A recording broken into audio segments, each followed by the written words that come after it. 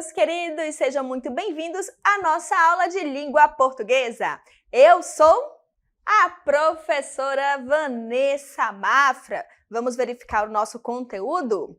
Aula de número 5, objeto de conhecimento, reconstrução das condições de produção e recepção dos textos e adequação do texto à construção composicional e ao estilo de gênero. Detalhamento, leitura, interpretação e reflexão de textos de divulgação científica, interlocutores envolvidos, intencionalidades relativas ao gênero selecionado e apreciações implícitas e explícitas sobre o tema tratado.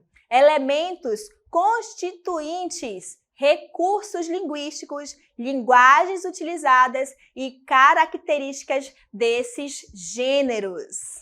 Então, vamos para a nossa aula.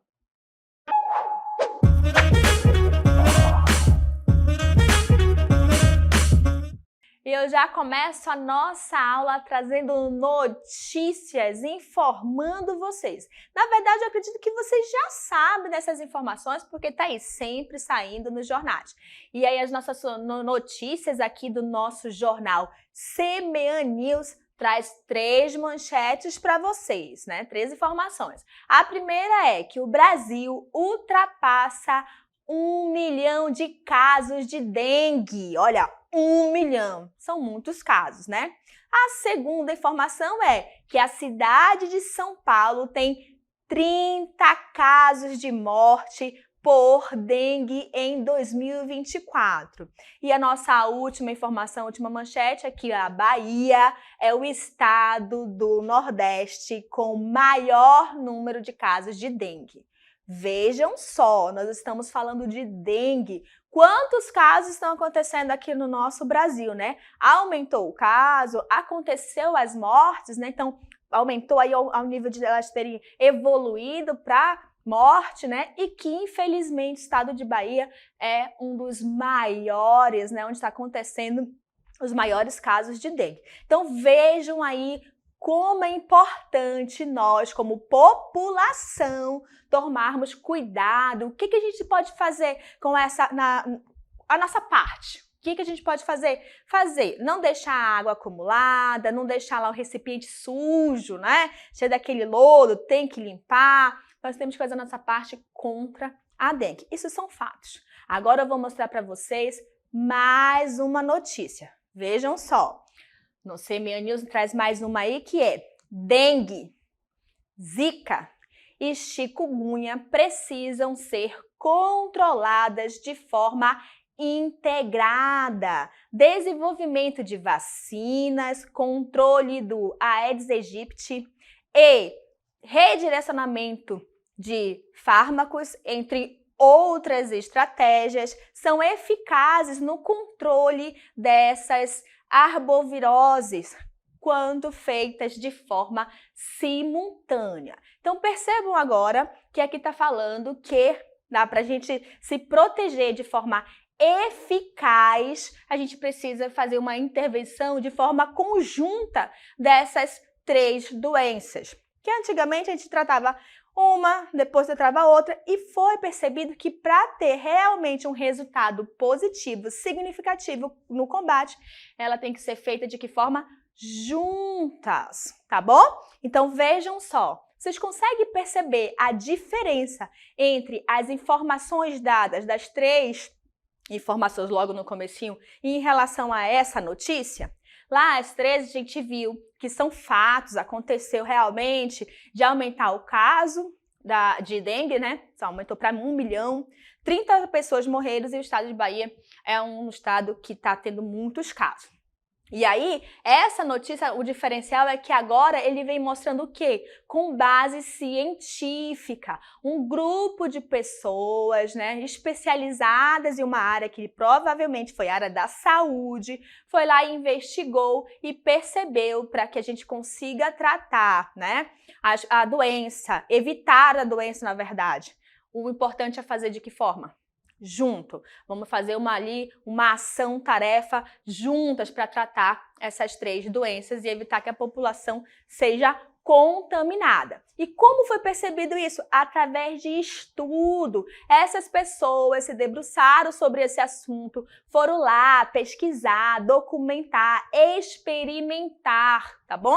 Então ele foi lá, por que está acontecendo? Como é que a gente pode melhorar? Vamos pesquisar. Começou a pesquisar, foi lá e fez o quê? Um experimento, marcou tudinho e depois que encontra algo tem que o quê? Divulgar, passar para a população. E tudo isso está com base na ciência.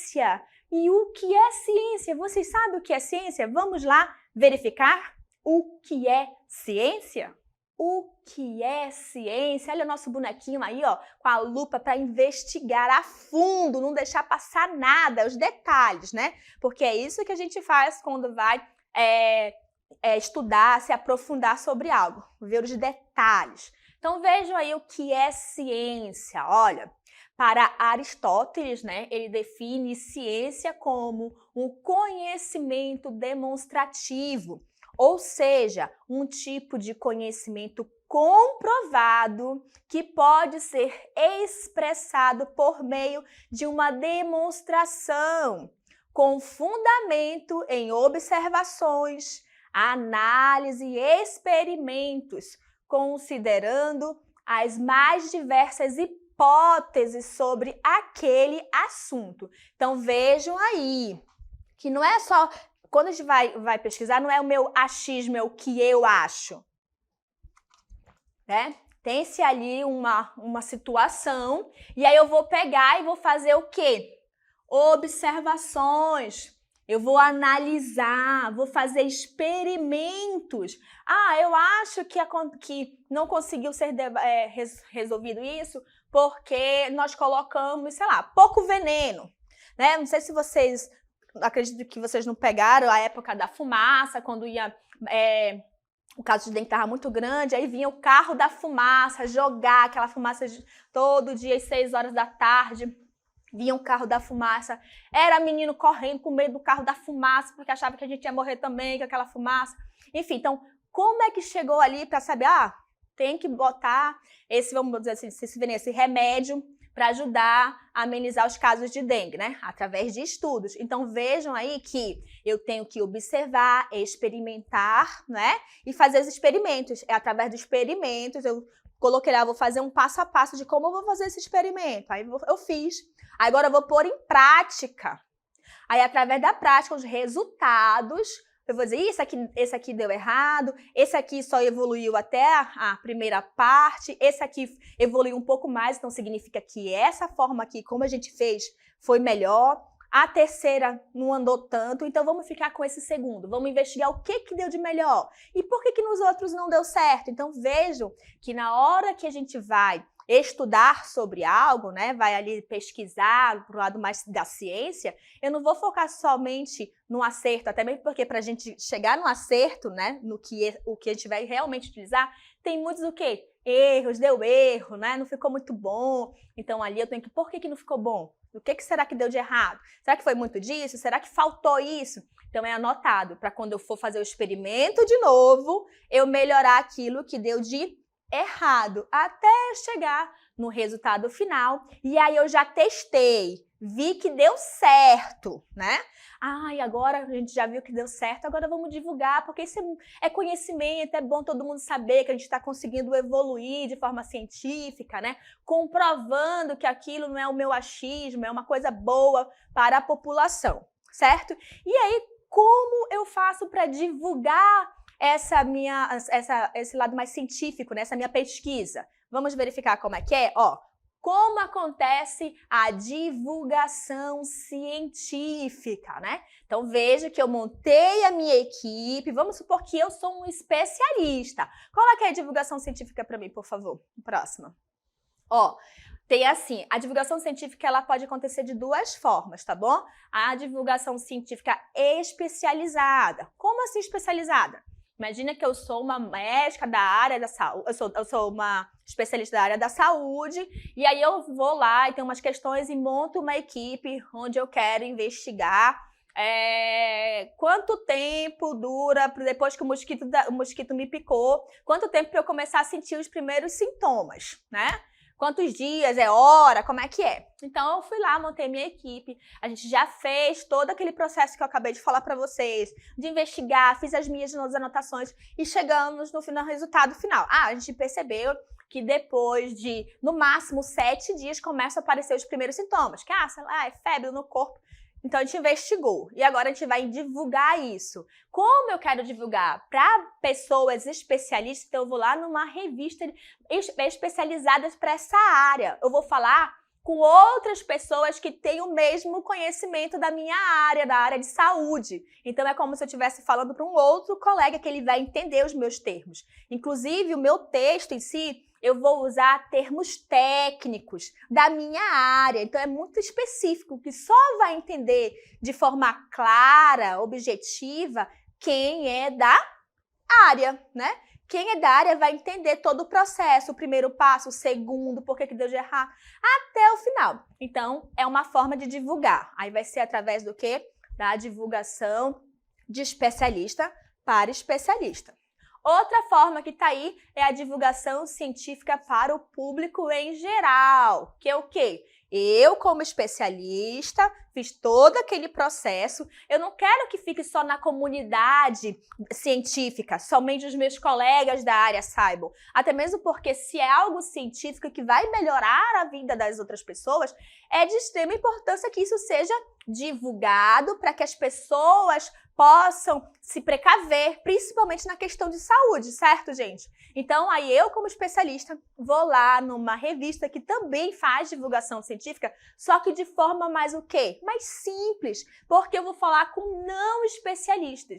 Então, eu não posso chegar numa revista onde vai divulgar meu artigo científico, que vai ser bem menor, né, do que se eu realmente estivesse publicando numa revista especialista. Então, eu vou chegar lá, aquele meu projeto que é enorme, que eu passei um bom tempo pesquisando, eu vou resumir, né, significativamente, para que a população que não faz parte ali dessa divulgação entenda. Então, eu vou lá e vou falar, olha, gente, a gente percebeu que não é bom deixar a água parada porque vai vir um mosquito. A partir do momento que você é picado pelo mosquito, vocês têm 7 dias. Depois de 7 dias, vai acontecer os primeiros sintomas, como o quê? Febre, às vezes dor no corpo. E aí eu vou relatar, não é isso? Então vejam que ali eu vou escolher uma linguagem mais simples para que todos, né, consigam entender, desde o mais novo ao mais velho, ao quem é um especialista, ao quem não é da área, porque isso é uma divulgação. E a importância de divulgar é o quê? É informar sobre algo para a população. Aí a população já sabe, então, opa! Tô vendo água parada, vou tirar aqui porque eu já vi que através de pesquisa, viu que a água parada chama o mosquito. Eu tô me sentindo um pouco mole. Olha só, acho que eu tô com febre, né? Então, opa, pode ser dengue. Porque, né, a gente tá no caso. Então, ela vai lá e vai verificar. Então, percebam que a divulgação dessas informações ajuda a população para o seu bem-estar. Certo? Então, aí eu já falei para vocês sobre os casos, né? E agora eu vou apresentar esse texto, essa manchete que a gente fala sobre como vai ser o controle dessas doenças de forma simultânea. Prestem atenção ao texto. Dengue, Zika e chikungunya precisam ser controladas de forma integrada. Desenvolvimento de vacinas, controle do Aedes aegypti e redirecionamento de fármacos, entre outras estratégias, são eficazes no controle dessas arboviroses quando feitas de forma simultânea. Pesquisadores do Instituto de Ciências Biomédicas, ICB da USP, apontam que as estratégias para o controle de arboviroses, doenças causadas por vírus transmitidas principalmente por mosquitos, como dengue, zika e chikungunya, já adotadas em países da América Latina, funcionam bem e que iniciativas como o redirecionamento de fármacos, desenvolvimento de vacinas, controle do vetor e programas de vigilância, quando integrados, fortalecem coletivamente a defesa do planeta. Em um artigo publicado na Frontiers in Immunology, Eles afirmam que uma frente unificada não só impede surtos, mas também define políticas para lidar com futuros desafios. O artigo faz um levantamento do que a gente já tem de iniciativas para combater essas arboviroses que causam tanto problema em vários países, o que poderia melhorar e o que ainda está faltando. Explica Nelson Cortes de Oliveira, biomédico, pesquisador do ICB e primeiro autor do artigo. Nelson de Oliveira trabalha em seu doutorado na produção de uma vacina para tratar o Zika utilizando a plataforma VLP, do inglês Virus-like Particles, que imita a estrutura geral das partículas virais, mas não contém o material genético infeccioso. Para o estudo publicado em dezembro de 2023, os pesquisadores analisaram 121 trabalhos sobre as arboviroses mais prevalentes na América Latina.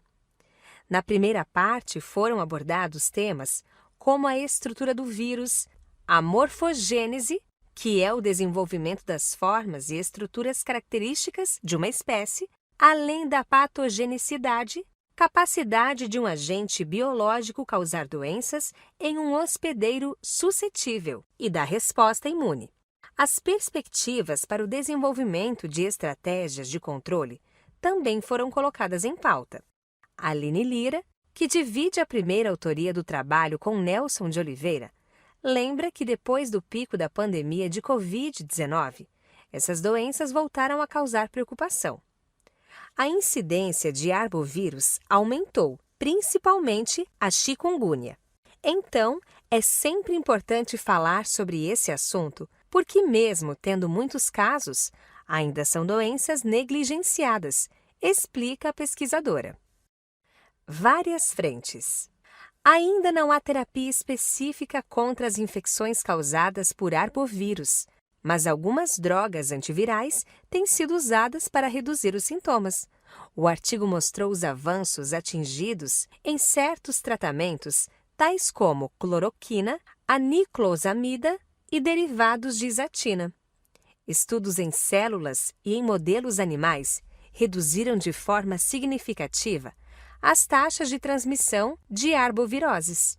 Um exemplo bem-sucedido citado pelos autores é o Programa de Controle de Doenças por Arbovírus do estado de Victoria, na Austrália, ministrado pelo Departamento de Saúde e implementado por meio de conselhos locais que atuam para reduzir as doenças transmitidas por mosquitos. Na prática, o que acontece é que são liberados Aedes aegypti contaminados com Wolbachia no ambiente que se reproduzem com os Aedes aegypti locais. Aos poucos, uma nova população destes mosquitos surge, reduzindo a transmissão e combatendo diretamente as arboviroses. Vacinas. Produzir um imunizante capaz de induzir a uma resposta imunológica equilibrada e sem muitos efeitos colaterais é um dos desafios que a comunidade científica enfrenta. No Brasil, a Qdenga, uma vacina feita com vírus atenuado contra os 4 sorotipos existentes, foi aprovada pela Anvisa em 2023. Recentemente, o Ministério da Saúde anunciou sua incorporação ao Programa Nacional de Imunização, PNI, a partir de 2024. A Dengvaxia era o único imunizante disponível até 2023. Ela é vendida na rede privada e recomendada para pessoas de 9 a 45 anos que vivem em áreas endêmicas e já tiveram dengue. Quando o artigo foi escrito em agosto de 2023, não havia vacinas disponíveis para tratar a Zika e a chikungunya. Mas em dezembro do ano passado, o Instituto Butantan solicitou o registro definitivo de um imunizante que apresentou 98,9% de eficácia para tratar a chikungunya. Fabiana Maris. Maris Fabiana, dengue, Zika e chikungunya precisam ser controladas de forma integrada. Jornal da USP, 31 de janeiro de 2024. Disponível em ornal.usp.br/ciências/dengue, Zika e chikungunya precisam ser controladas de forma integrada. Acesso em 5 de março de 2024. Muito bem, vocês acabaram de ouvir, né, uma divulgação científica referente à dengue, zika, né, e o chikungunya. Então percebam como foi extenso e olha que foi resumido. Pegou as informações do artigo realmente ali da divulgação científica especializada, tá? Então, olha só, viram lá que ele fala sobre a vacina, que não tinha vacina para zika, né, nem para o chikungunya, mas que agora tem, mas ainda não foi ali dentro do nosso sistema público, né? E da dengue só tem uma e ainda vai entrar, né, para esse ano. Até onde eu sei, ainda não está dentro das vacinas que o governo oferece para a população, apenas na rede privada, né? Então percebam ali a importância da vacina. Aí vocês viram que também o texto falou sobre a estrutura da doença, como ela se desenvolve, viram que pegaram exemplos lá de Austrália, como lá o governo estava tratando essa situação, né? Então eles foram e modificaram alguns mosquitos, né, geneticamente, para que eles, quando se reproduzissem, a carga viral deles não fosse tão grande para contaminar e deixar as pessoas doentes. Inclusive, ele fala assim que a gente deixa meio que negligenciado essas doenças, porque é dengue é só uma febre.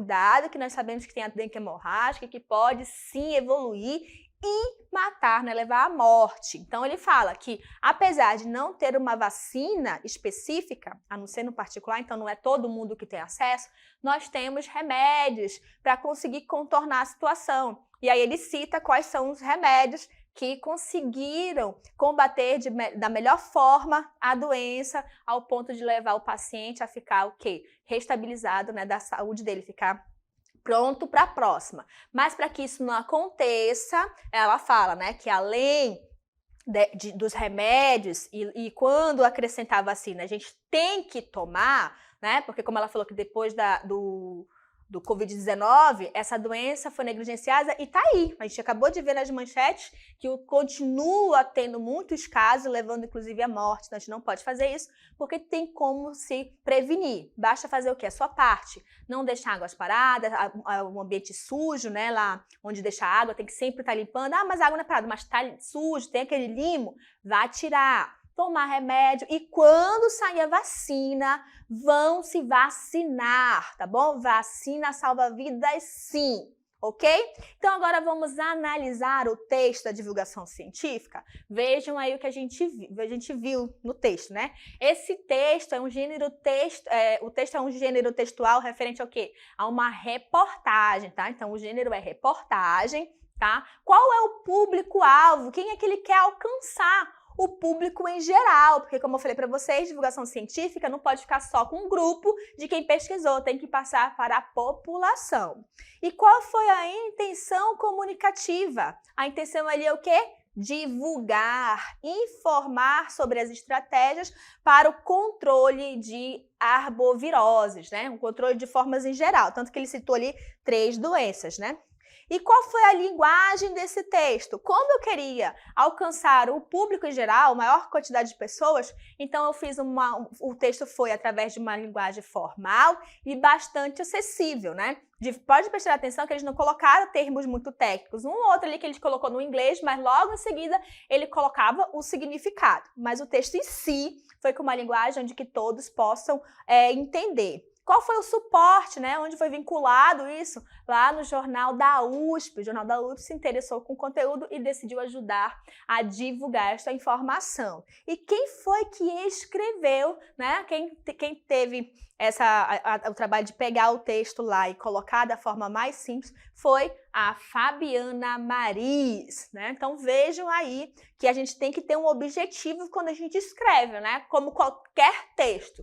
Todas as vezes que eu vou escrever, eu tenho que saber o que eu vou escrever, para quem eu vou escrever, para poder o quê? Selecionar o tipo de linguagem desse texto. Então, como era uma divulgação científica e eu quero que muitas pessoas entendam o resultado e a importância desse estudo, eu vou fazer com uma linguagem mais acessível, certo?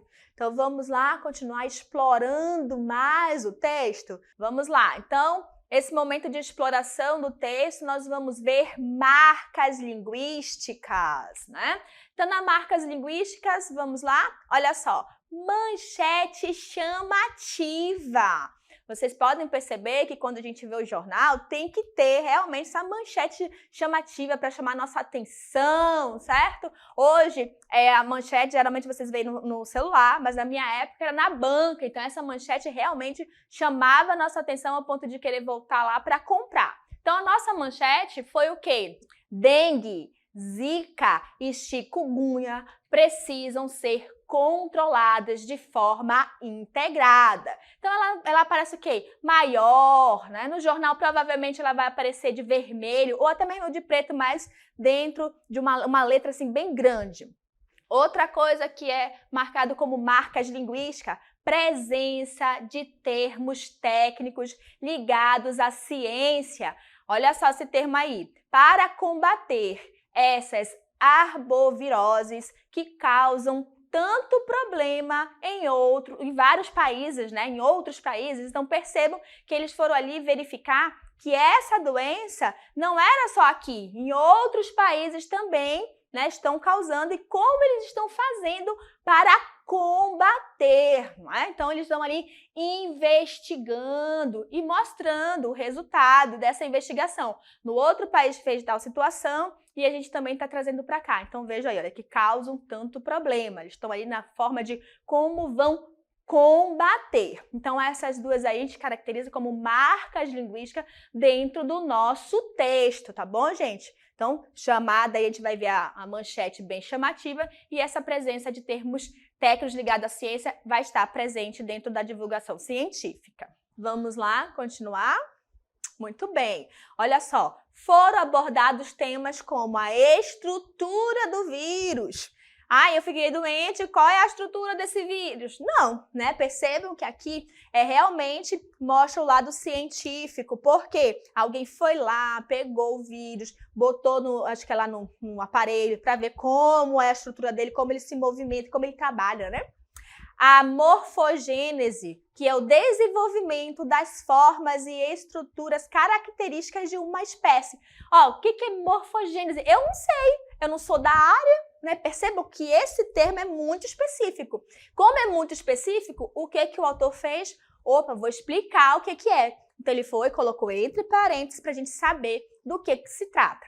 Além da patogenicidade, meu Deus, isso é de pato? Vem do pato? Pato, né? Não. Ai meu Deus, então o que é? Capacidade de um agente biológico causar doenças em um hospedeiro suscetível. Então, percebam, dois termos aí que eu, leiga, que não sou da área dessa pesquisa, não saberia. Se tivesse só elas aí, patogenicidade, eu ia achar que era um pato gênio. Esse pato é super inteligente. Na minha cabecinha, né? Mas como o texto quer me informar, ele vai lá e diz o que é patogenicidade, que é essa capacidade biológica, né, da doença no hospedeiro ali suscetível, né? E também vai ter o que? Adequação da linguagem ao público-alvo, como eu falei para vocês.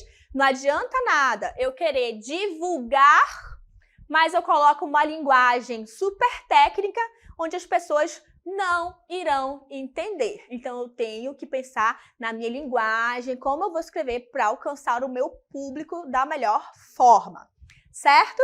Então, a nossa aula sobre divulgação científica fica por aqui e até a próxima!